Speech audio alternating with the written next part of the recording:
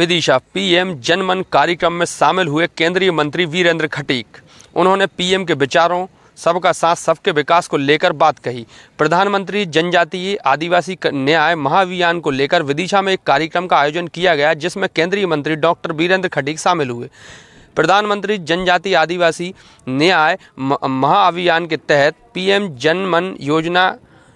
चलाई जा रही है। इस योजना के तहत देश भर की पिछड़ी जनजातियों के लोगों को शासन द्वारा चलाई जा रही योजनाओं का लाभ पहुंचाना। आज प्रधानमंत्री नरेंद्र मोदी ने पिछड़ी जनजाति के लोगों को पहली किस्त जारी की। विदिशा में प्रधानमंत्री के कार्यक्रम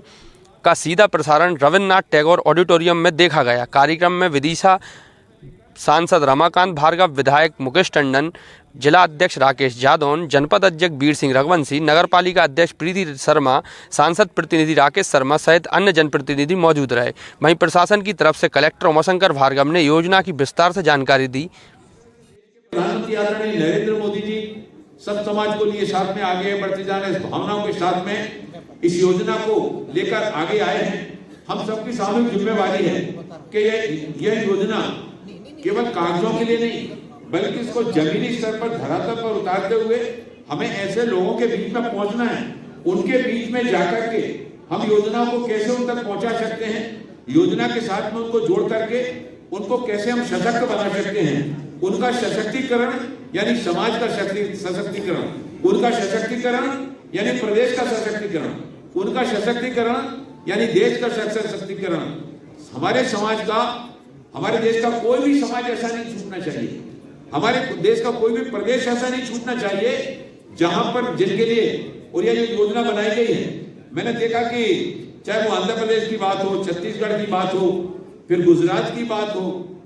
कर्नाटक की बात हो, केरल की बात हो, उड़ीसा की बात हो, राजस्थान, तमिलनाडु, तेलंगाना,